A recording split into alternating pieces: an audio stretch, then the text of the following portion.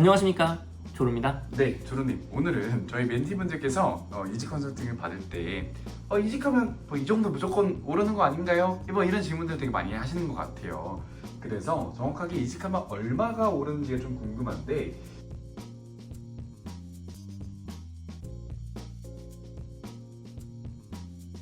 요즘 멘티들한테 되게 답답해 하시는 경우가 많다고 들었는데 어떤 경우가 좀 있을까요?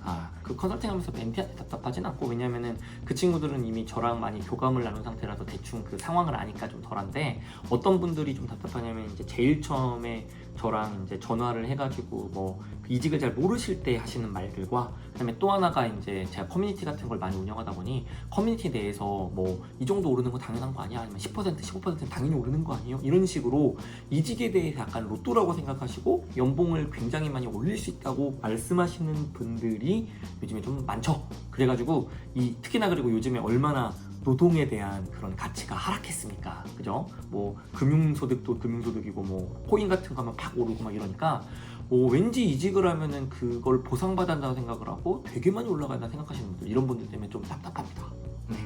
그러면 진짜 현실적으로 봤을 때 몇 퍼센트를 올리는 게 좋다. 이거 한 번만 리마인드 해주실 수 있으실까요? 좋아요. 이거 같은 경우에 제가 이제 명확하게 말씀드리는 게, 여러분들이 일반적으로 이직에서는요, 그냥 그 400, 500 오르는 게 정상이에요. 그러니까 무슨 얘기냐면 4,000에서 4,400, 4,500 가면은 10% 이상 오른 거잖아요. 그죠?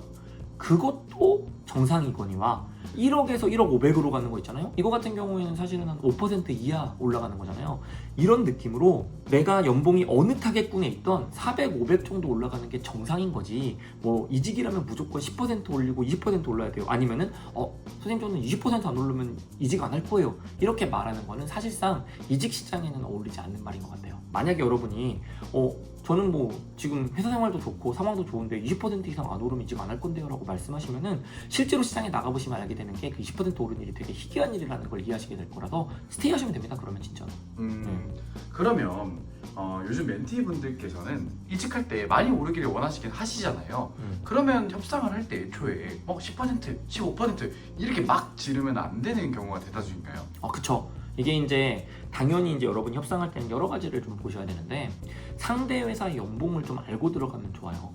그런데 이거 같은 경우에 사실 요즘에는 링크드인에서 사람들한테 물어볼 수도 있고요, 그 커뮤니티에서 물어볼 수 있고, 그죠? 그 다음에 뭐 블라인드 같은 데서 찾아볼 수 있는 데다가, 그다음에 또 하나가 뭐냐면은 뭐 크레딧잡 같은데, 크레딧잡은 좀 이제 이름이 바뀌어서 원티드 인사이트인가로 바뀌었는데, 거기에서 연차별로 연봉 같은 거를 대충 볼 수 있어서 그런 걸 보면서 어느 정도 상대의 연봉을 좀 예측을 한 다음에 그 상태에서 질러야 되는 거거든요.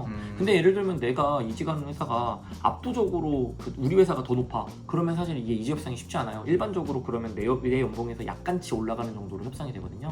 그래서 애초에 여러분이 내가 좀 스스로가 연봉이 전체 좀 평균적보다 낮지 않고 높다고 생각하면요, 지원하실 때부터 약간 그 회사 연봉 수준이 어느 정도인지, 또는 헤드헌터 통하면은 제가 지금 연봉이 이 정도인데 그 회사는 어느 정도까지 올려줄 수 있습니까? 룸이 어느 정도입니까? 이런 걸 물어보시고 하는 것도 되게 중요한 것 같습니다. 그러면 이직할 때 실제로 연봉이 엄청나게 많이 오르는, 팍 뛰는 경우도 있나요? 있죠. 이제 여러분들이 이제 이것도 좀 아셔야 되는 게, 제일 크게 연봉이 오르는 경우는 사실 여러분의 기존 연봉이 좀 낮은 상태여야 돼요. 낮은 상태에서 이런 얘기 하시죠? 선생님, 지금 연봉이 낮다면 어차피 지금 연봉의 퍼센트로 올라가는 거니까 올라가는 게 미미하지 않습니까? 이렇게 말씀하시는데, 사실 진짜 드라마틱하게 오르는 거는요, 내가 연봉이 낮은 상태에서 상대 회사의 연봉 테이블로 내가 맞춰주는 경우가 말도 안 되게 올라가요. 제 멘티 중에서는 그전 회사가 3,400만 원 받았는데 다음 해에 원천이 7,800 찍힌 경우가 있어요. 말도 안 되잖아요. 이게 왜 가능하냐면은 기존 회사 연봉이 얼마 받았던 상관없고, 우리 회사는 원래 이 연차는 이만큼 줘, 이런 식으로 해서 테이블에 맞춰버리는 건데, 보통 보수적인 회사에서 많이 그래요. 근데 이거는 되게 웃긴 얘기인 게, 내가 위에 있어도 테이블 맞춰지는 경우가 많아서 내가 연봉이 더 높은 사람들도 많이 안 올라가거나 떨어지는 경우도 오히려 있을 정도입니다. 그러다 보니 이런 보수적이고 테이블 맞춰주는 좀 오래된 회사들을 가게 되면은 보통 연봉이 말도 안 되게 올라간다, 낮을 때. 그다음에 또 하나가 뭐냐면은, 보통 이제 여러분들이 성과급 없고 기본급 좀 있고 그다음에 약간의 상여금이 있거나 아니면 뭐 복지카드 같은 거 주고 이런 회사 갔다가 성과급이 높은 회사 가면 연봉이 팍 올라가거든요. 여기서 주의하셔야 될 게 뭐냐면은, 여러분이 기본급 기본급 이러다 보니까 이쪽에서는 총액이 성과급 포함해가지고 8천인데 나는 기본급이 7천이야 예를 들면. 그러면은 여기는 기본급이 6천밖에 안 되는데 얘네가 6,500을 준대. 이러면 500이 떨어지는 것 같잖아요. 네. 그러면은 이거 갖다가 싸우는데 싸우시면 안 돼요. 이쪽에서 해서 성과급 많이 준다 그러면은 물론 이런 얘기 하시죠. 이거 성과급이라는 건 회사 상황 안 좋으면 안 나오는 거 아닌가요? 이런 식으로 말들을 하시는데 여러분들 성과급 많이 준 데는요 어떻게든 보상이 나올 수밖에 없는 구조인 게, 만약에 회사가 정말 절체절명의 순간이 아닌 이상은 이익이 좀 줄어들었다고 하더라도 성과급을 아예 안 주는 건 절대 아니고요. 꽤나 주면서 뭐 다른 걸로 보상도 하고 이러면서 사람을 잡으려고 그래요. 그러기 때문에 그 성과급 한 번 높게 받은 데는 꽤나 그 성과급이 이어진다는 걸 생각을 하시고 그냥 총액 기준으로 생각하시면서 가시면은 점프가 되게 많이 일어납니다. 싸우지 마시고 총액 기준으로 생각하시면 돼요. 성과급 많이 주는 데 가면은 많이 올라간다.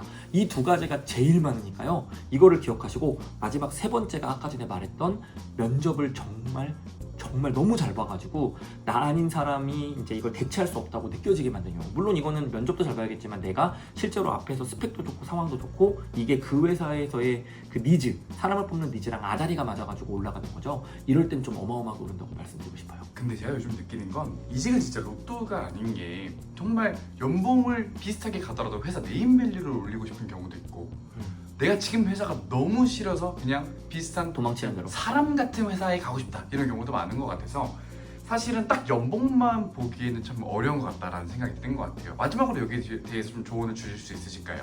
사실 회사를 바라보는 관점이 되게 여러 가지예요, 여러분. 그래서 이제 여러분이 당연히 이제 이직하는 시점에서 나는 어떤 회사를 가고 싶다를 좀 이렇게 어느 정도 만들어 놨으면 좋겠고, 사실 그 어떤 회사를 가고 싶다는 거를 만들어 놓으신 분들이 그거를 파악하는 방식도 되게 여러 가지인데, 그 요즘에는 정보가 굉장히 많은 시대잖아요. 아까 말씀드렸던 뭐 자플래닛 블라인드부터 시작해서 링크드인도 있으니까 여러분이 진짜 좀 어느 정도 1차 면접도 본 다음에 합격해서 2차 면접 앞두고 있고 이러면은요, 그냥 그 회사 뭐 헤드헌터가 하는 말을 믿거나 아니면 회사가 보내주는 거 이런 것만 믿지 마시고 뒷조사를 좀 하시면서 좀 대비하셨으면 좋겠어요. 사실 제가 서류 시점이나 그 1차 면접 시점에서 뒷조사하는 건 약간 시간 낭비라고 생각을 하는데 2차 면접 앞두고는 할 수 있잖아요. 한 문턱만 넘으면 이제 합격이니까요.